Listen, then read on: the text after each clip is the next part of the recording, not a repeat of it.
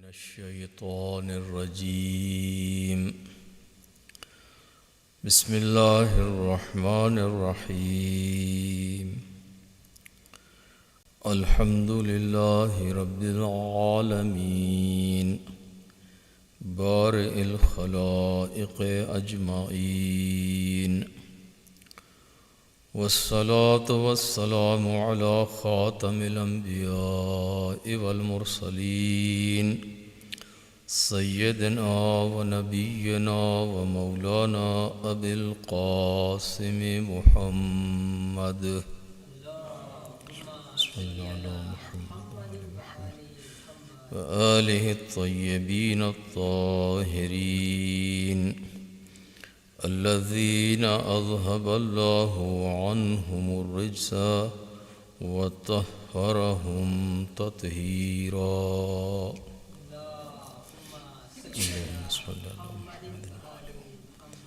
أما بعد فأوصيكم ونفسي بتقوى الله فإنه حبل متين وعروة وثقى صلوات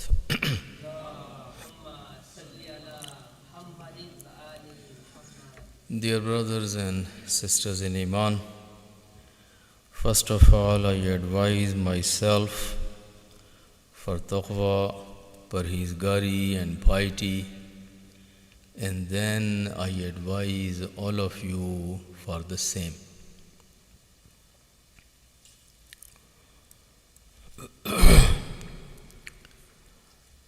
We have come out from that season of mornings of Imam Hussain alayhi salatu wassalam. Salli ala Muhammad wa ali Muhammad. Ayyam Aza are over and the calendar is now changing and taking us into a different season.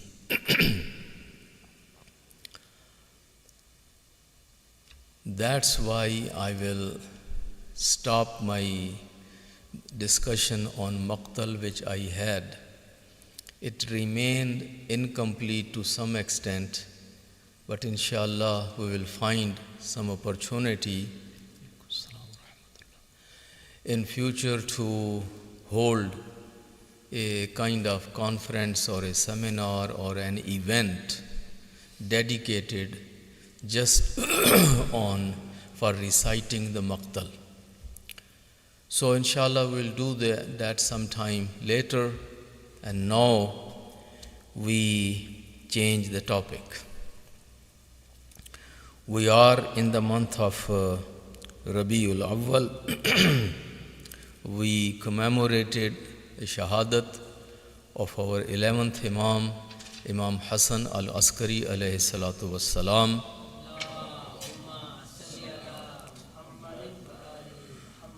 Who was murdered on the 8th of Rabiul Awwal, the year 260 after Hijrah.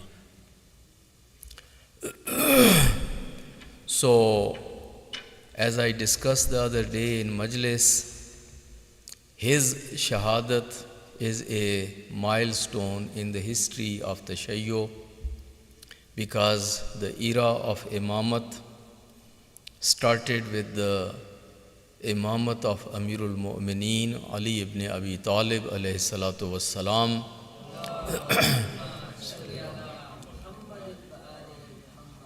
reached to a certain point by the shahadat of 11th Imam, that 11 Imams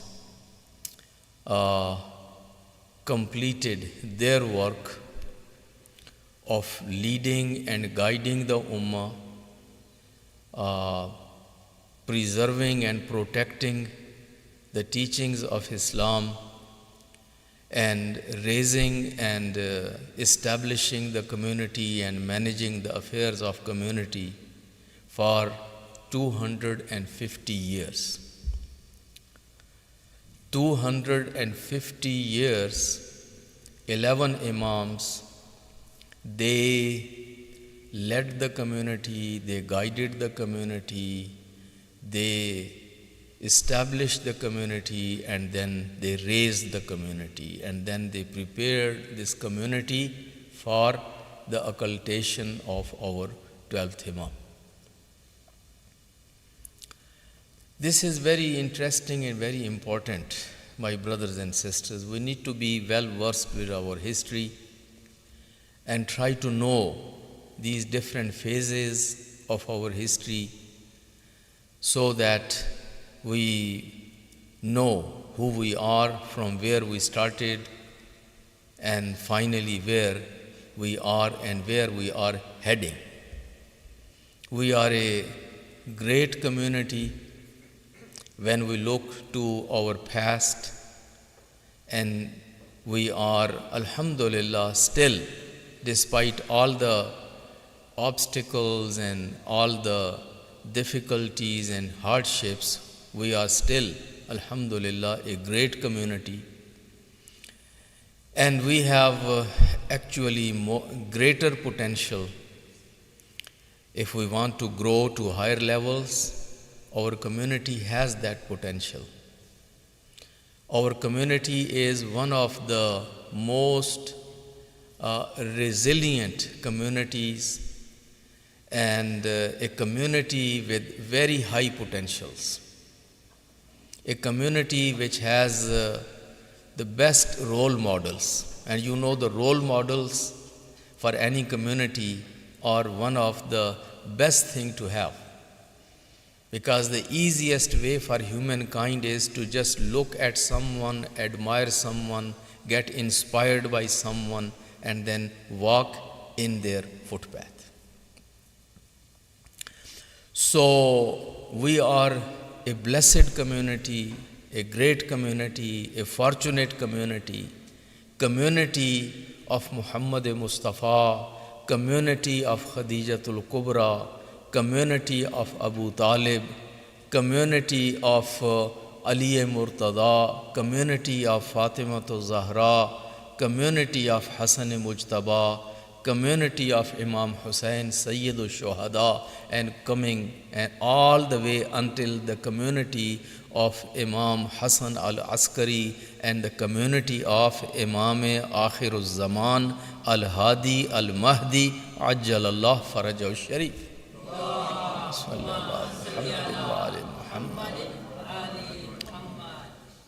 You can go out, visit all the libraries, check all the books, talk to the people of all the different schools of thought among the Muslims, and none of them will have such leadership, such people, towering personalities, people of the purest character, most knowledgeable, most accomplished, most courageous, and most comprehensive.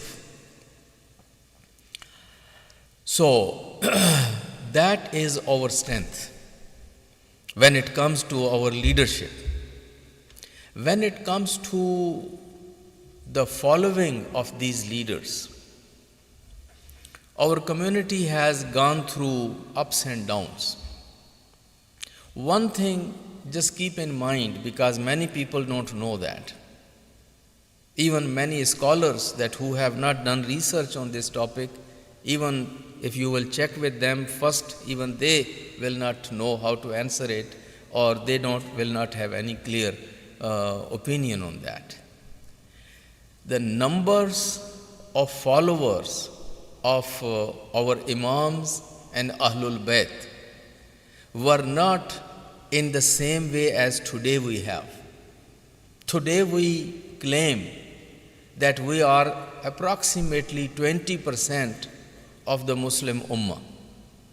We say 80-20, that is our claim. Some of us, we say, no, it's not 80-20, it is 85 and 15, so we are 15% of Ummah. Some will say we are 20% of this Ummah, and they are 80%. When you consult them, meaning this 80%, when you ask them the numbers which they will give you, and this is typical among the minorities and majorities. Majorities always, when they give you the number of minorities, they will reduce it. They will never give you the fair or the exact numbers of the minorities around them. Majority always say, oh, this minority, they don't have any numbers. So if you will ask a Sunni scholar that what is the population of Shia community in the world, how much they are ratio-wise, they will say, oh, maybe 2%, maybe 5%, but the 98% are all Sunnis. These are only 2%. But that is not a fact. Anyone who looks at the demographics and anyone who is aware, he will agree that the Shia population today in the Ummah, for example, is approximately between 15% to 20%. Now some of us will exaggerate and who will say, no, we are 30% or 40%. So meaning nobody can stop you from having poetry and to claim whatever claim you want to make. But basically it is 15% to 20%. But if you divide the Sunni community into schools of thought, for example, they are divided into 4 schools, the Hanafis, and then there are Malikis, and then there are Shafi'is, and then there are Hanbalis, and then there are these people who call themselves Atharis or Salafis or Wahhabis or Ahlul Hadith, whatever they have. Their numbers are so few, but their names are too many. So they don't like to be called Wahhabis. They call themselves as Atharis, or they call themselves as Salafis. But they are referred as Ahlul Hadith or Wahhabis or whatever. So if you divide Ahlul Sunnah into these 4 schools or 5 schools, then among them the majority is the Hanafis, and then after Hanafis, the second school by numbers is Jafari. Malikis are way less than us, Shafi'is are way less than us, Hanbalis are way less than us, and these Salafis or Asaris or Wahhabis or these kind of people, they are way less than us. So we are then, meaning a larger school right after Hanafis or the Jafaris. So today, yes, our numbers are, yes, not equivalent to their numbers or equal to their numbers, but we are approximately 20%. But I want to take you back in the history, and I want to challenge you that if you have any idea that when Prophet passed away, at the time of demise of Prophet, when Amirul Mu'mineen enters in the office of Imamat or Khilafat by our standards, Sunnis had their Khalifa and he started his work, and for us it was Amirul Mu'mineen. If someone asks you what was the ratio of the followers of Imam Ali at that time in the Muslim community at that time was only in Jaziratul Arab. So, majority of Muslims were living either in Medina or in Makkah or in Taif. These were the 3 major cities, the 3 major places or cities in Jaziratul Arab were Medina, Makkah and Taif. Now, after that, you have those villages and small country areas and tribal kind of places here and there, but small numbers. Most of the Muslims were used to live in these 3 cities. Now if you look, how many people went with Imam Ali and they rejected Abu Bakr, for example, in Medina? And how many people went with Imam Ali in Makkah and they rejected Abu Bakr? And how many people went with Imam Ali in Taif and they rejected Abu Bakr, for example? And how many people in the tribes and in other places here and there, in villages and valleys, they went with Imam Ali and they rejected Abu Bakr? Most of the people don't know, and because this is not the area which many numbers are available, but you will be surprised to see that barely, if this number is correct, it is 1%. Only 1% people at that time, they went with Imam Ali. And again, I'm saying this 1% is also very generous number. It's a very generous number. It will be point something like that. Because you know the people, you know those that who rejected Abu Bakr and came to Imam Ali. These were the people who were at the house of Imam Ali. And you know, house of Imam Ali was not the mansion. It was a small, very modest kind of small house of Imam Ali. And everybody would fit in the house of Imam Ali. That is the whole Shia community in Medina. In Makkah, we don't know anyone that when he received the news, he said, no, I'm not going with Abu Bakr and I'm going with Imam Ali. And we don't know anyone in Taif, big city, that they said, oh, we don't want to go with Abu Bakr, we want to go with Imam Ali. Now we have some reports here and there that in villages and in tribes, those people who had rejected to pay zakat to Abu Bakr, Sunnis have their narration, we have our narration, we try to give it spin and we say, oh, these people were actually rejecting Abu Bakr and they were in favor of Imam Ali and that's why they were not paying tax to Abu Bakr, zakat. But that's not the case. These people were munafiqeen, these people were the people that who didn't enter in Islam with their own desire. When they saw everybody is becoming Muslim, they became Muslim.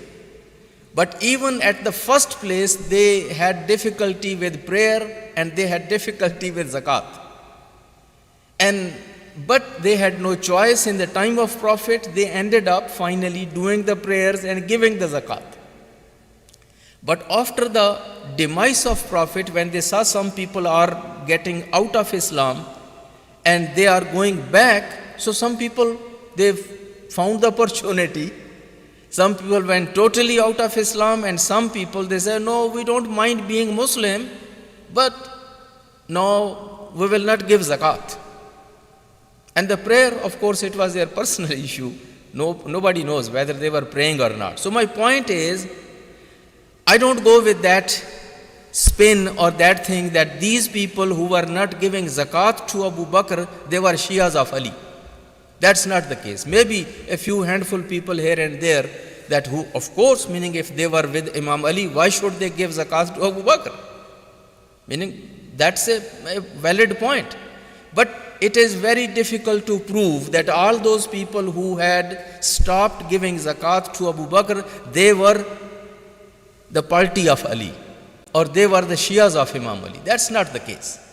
So, if you look at this, what I am telling you, look at Medina, how many Shias we have in Medina and how many Shias we have in Makkah and how many Shias we have in Taif and how many Shias we have in this entire Jaziratul Arab, which was the entire Muslim world or Muslim Ummah at that time, at the time of the demise of Prophet. Of course, our ulama have written the names, the details. When you count, the number doesn't become, the number of Shias is not even 1%. That explains the situation of Imam Ali. That when you don't have even 1% standing with you, then how you are expected to stand against this regime which has all these followers and all these people behind them, and now you the one who don't have even 1%, now you go and take the sword out and fight against them? So there was no way that Imam Ali could go and fight against them. This number now starts growing from here, from the time of Imam Ali, when 25 years, for example, in his time, Amirul Mu'mineen had that charismatic personality. No one was like Imam Ali in his knowledge or in his practice, in his charisma, and with all those strengths which Imam Ali had. Over the time, Imam Ali was able to impress people, convince people, and bring people to him. But Imam Ali was not doing it as someone that 24 hours you are going out and telling people, don't go to Abu Bakr and come to me. That was not the case.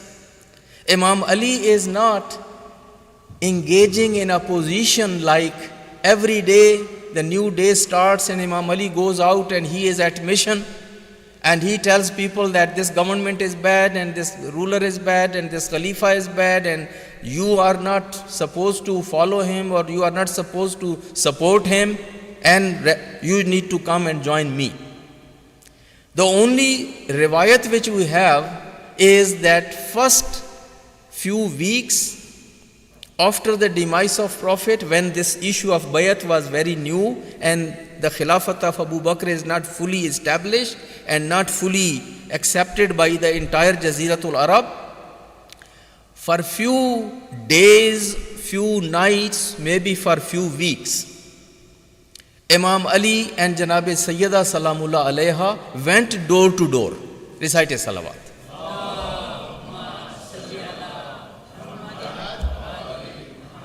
They went door to door, mainly to Ansar, because there was not much hope from Muhajirin.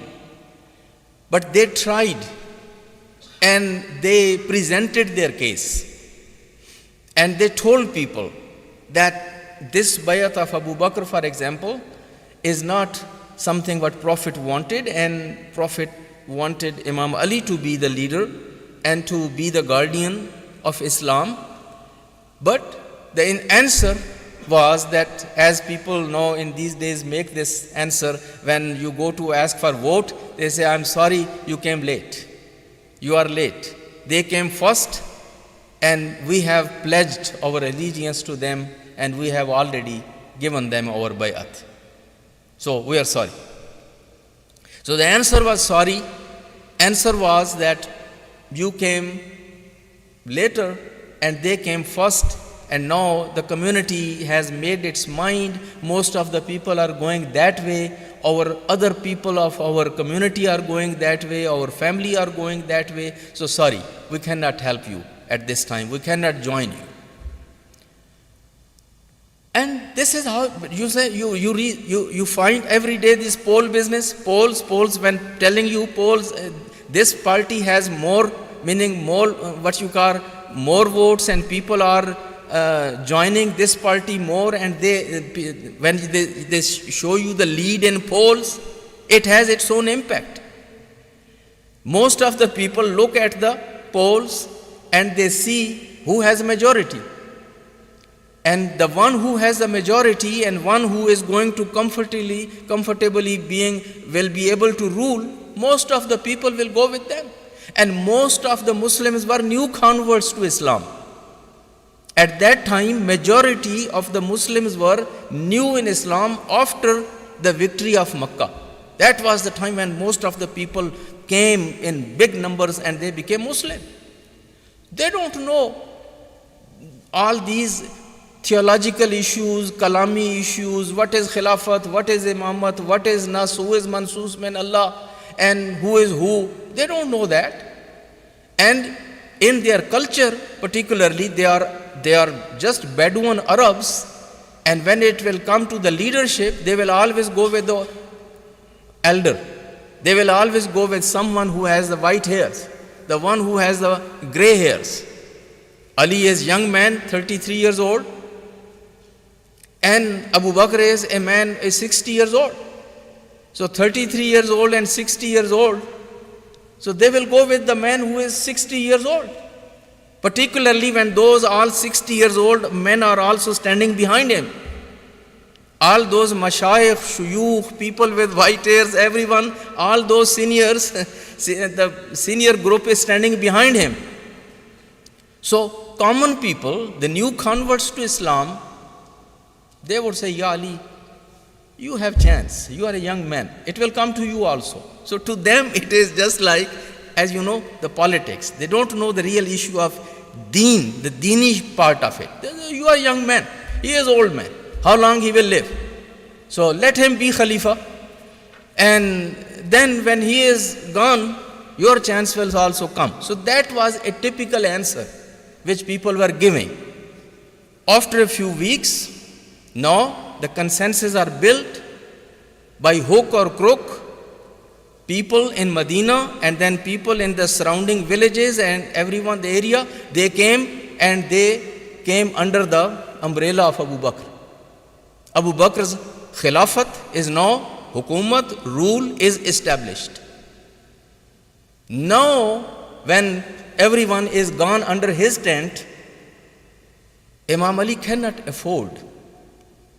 It's not only that he is a man with no following, but at the same time he knows how many dangers and risks are involved for Islam.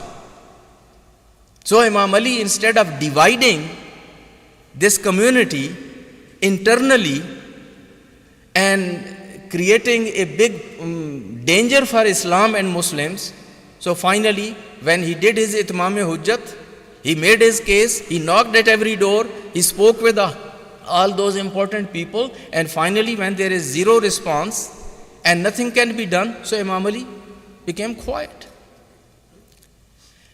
But we as Shias, we don't believe that Imam Ali abandoned his claim of Khilafat or his claim for Imamat. He never surrendered his claim. He himself was Imam and he had his claim, but actively he didn't go out to tell people to now break your allegiance with Abu Bakr and come to me. That was the case. No. But over the time, some people later on realized that they made a mistake. They were supposed to go with Imam Ali. So maybe a very, very tiny number added to the following of Imam Ali. Now comes after that is the second Khalifa and third Khalifa. We refer to them as rulers, as Hakim, not literally in the sense of Khalifa, but whatever.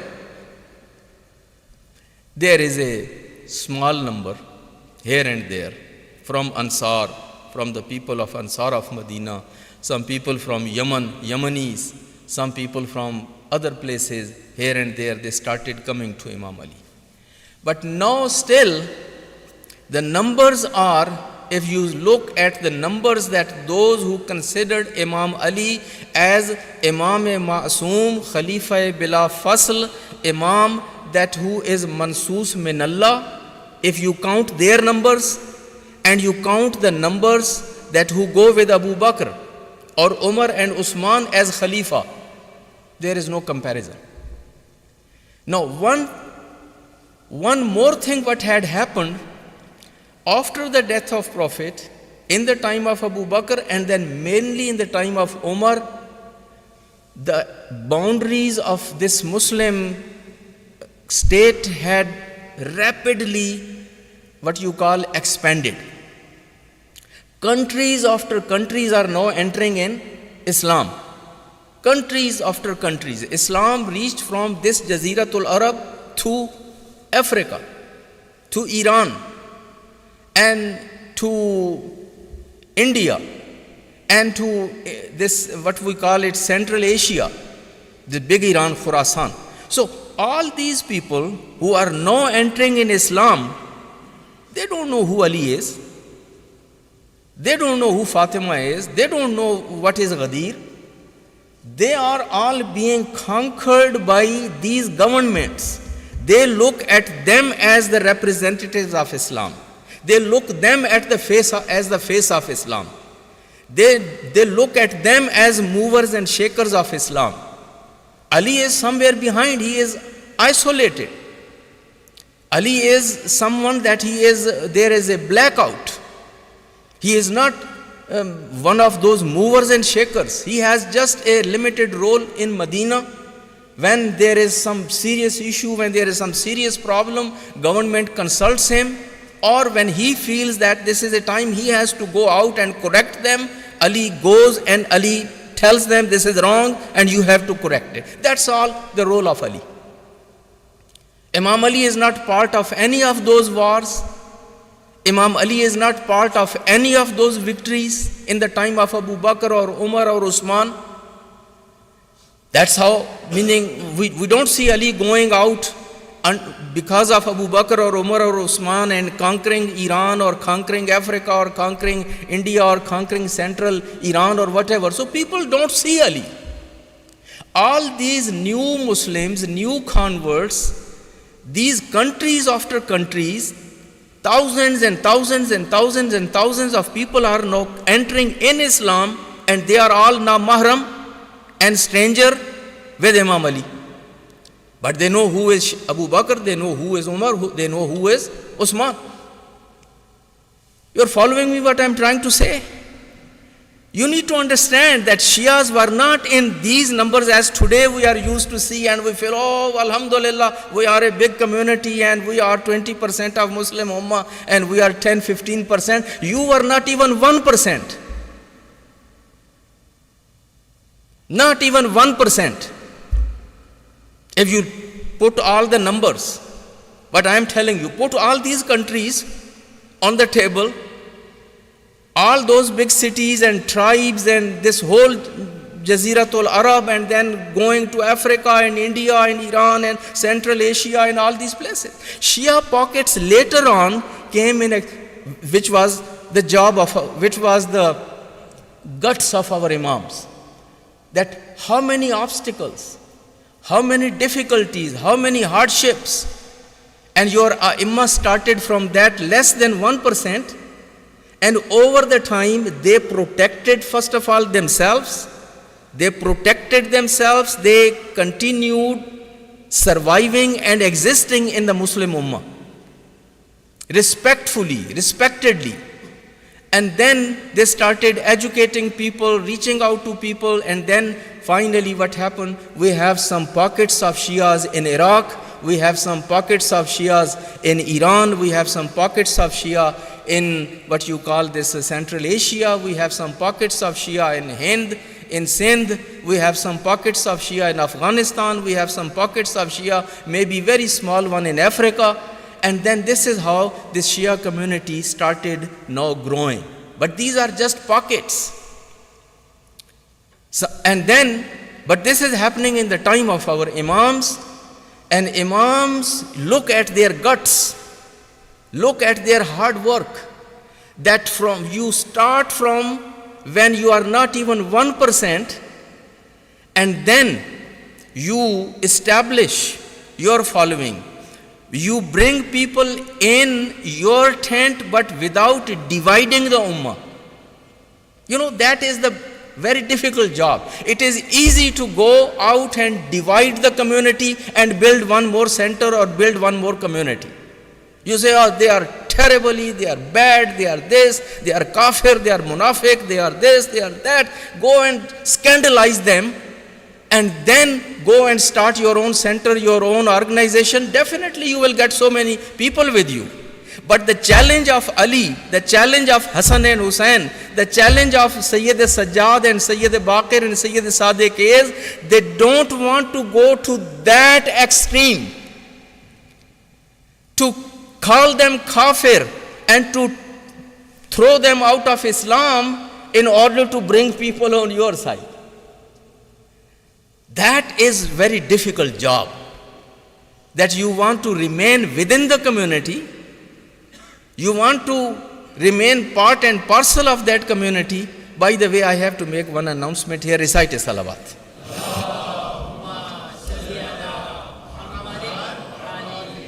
These young students of Unity Academy are joining us, and they will be sitting here among you 2 by 2.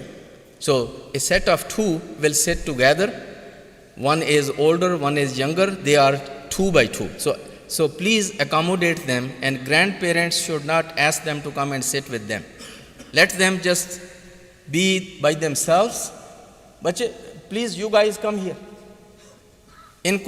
Please accommodate them in your rows and they will be sitting 2 by 2. One is the older brother and the other one is younger brother. So it's just like that. Recite a salawat.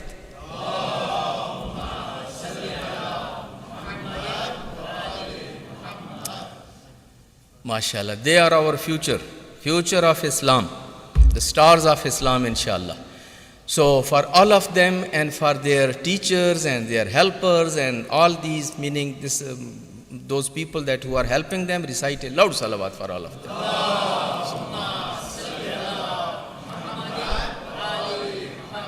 It's a very interesting topic, my brothers and sisters, but of course this khutbah Jummah doesn't give you that much time. Sometime, inshallah, in future I will shed more light on that, but you will appreciate the guts, skills, the charisma, and the ability and the leadership of your imams, that without creating a fitna in the community, without creating a division in the community, without weakening the Islam and the Muslim Ummah, peacefully they were able to bring people closer to them and in their following, and this is how community kept growing and growing and growing. And in the time of Imam Muhammad al-Baqir and Imam Ja'far Sadiq, as you know, alhamdulillah, we had considerable pockets, Shi'i pockets, in different areas of Iraq, Iran, Central Asia, and some in Africa, some in Sindh, and in Afghanistan, in these kind of places. Now the job, you understand, this is time of taqiyya. These governments are very ruthless. These are tyrants. They are dictators. They have the full power.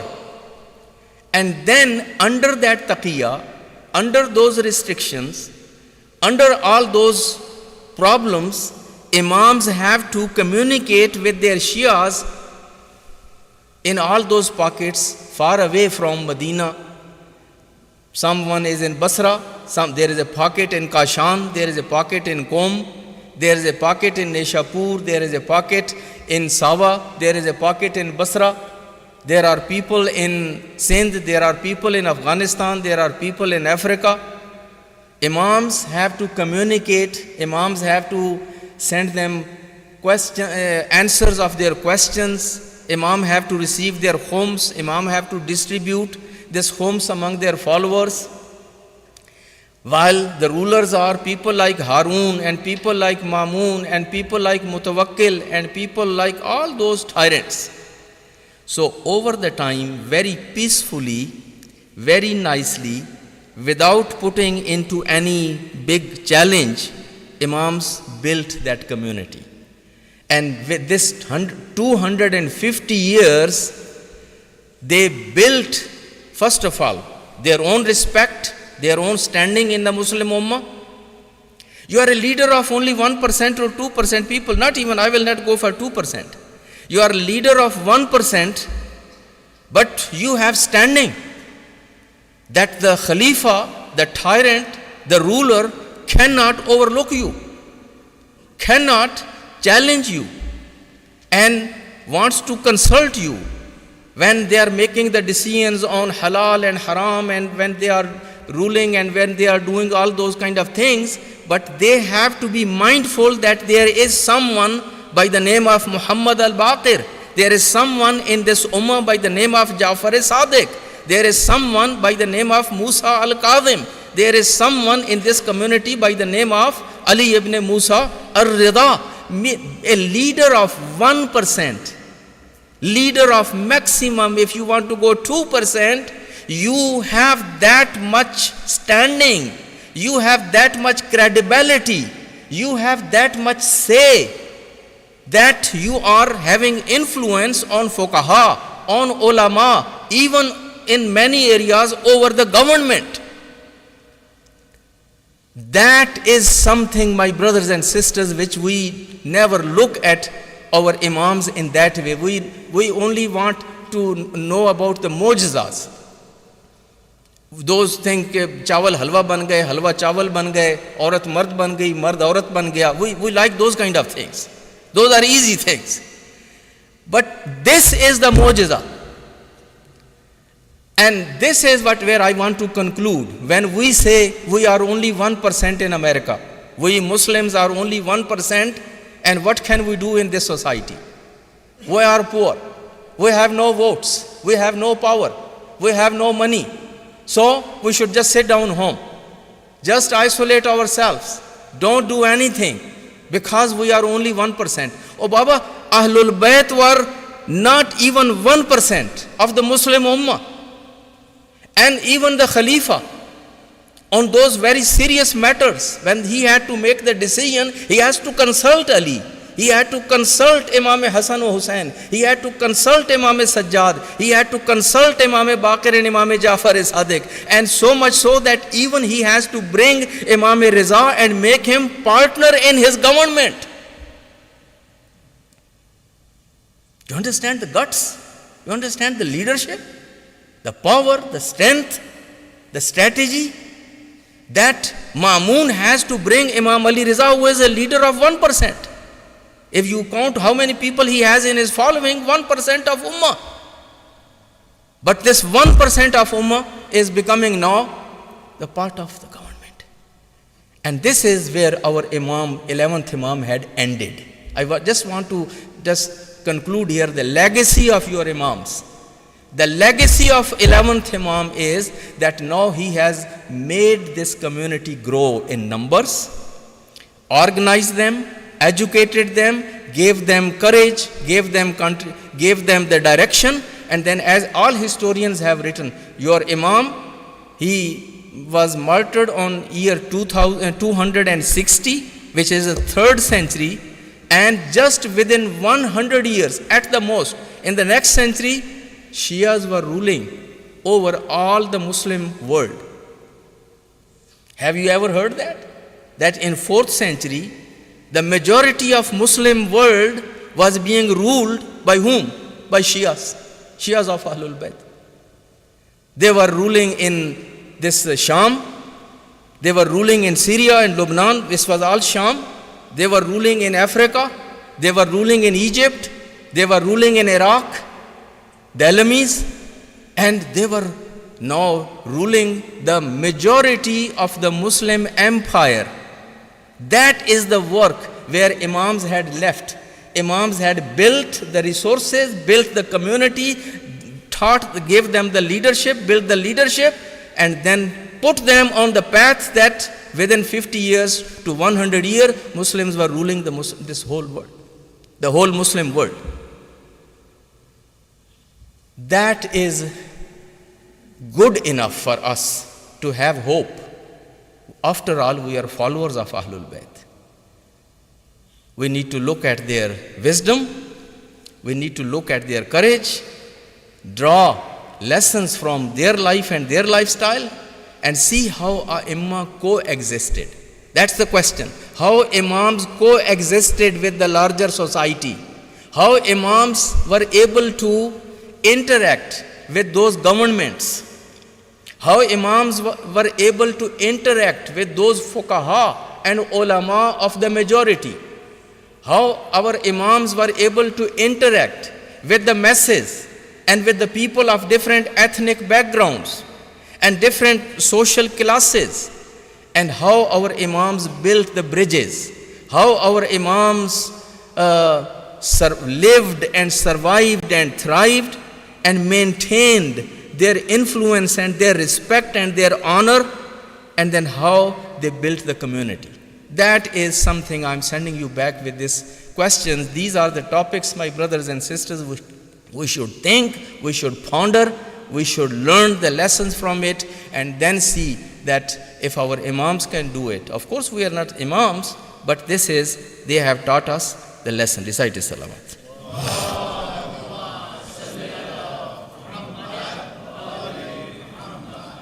أعوذ بالله من الشيطان الرجيم بسم الله الرحمن الرحيم والعصر إن الإنسان لفي خسر إلا الذين آمنوا وعملوا الصالحات وتواصوا بالحق وتواصوا بالصبر.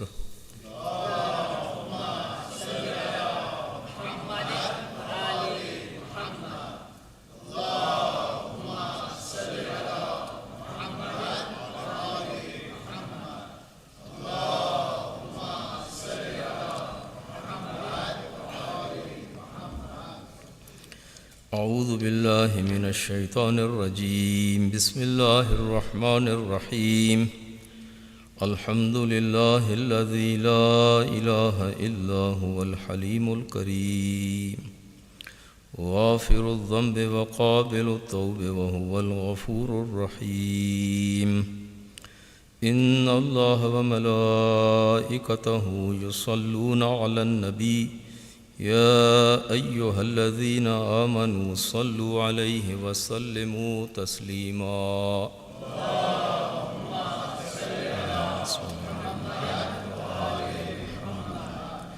اللهم صل وسلم على سيدنا ونبينا ومولانا أبي القاسم محمد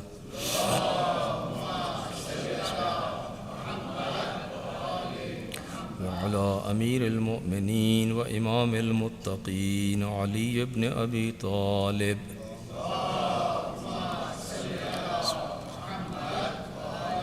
وعلى سيدة نساء العالمين فاطمة الزهراء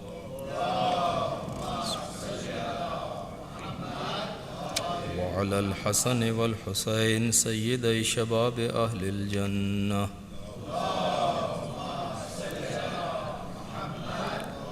وعلى علي بن الحسين ومحمد بن علي وجعفر بن محمد وموسى بن جعفر وعلي بن موسى ومحمد بن علي وعلي بن محمد والحسن بن علي. اللهم صل على مولانا صاحب العصر والزمان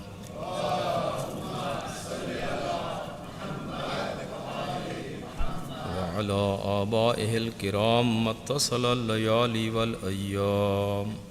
أما بعد فقد قال الله تبارك وتعالى إن الله يأمر بالعدل والإحسان وإيتاء ذي القربى وينهى عن الفحشاء والمنكر والبغي يعظكم لعلكم تذكرون.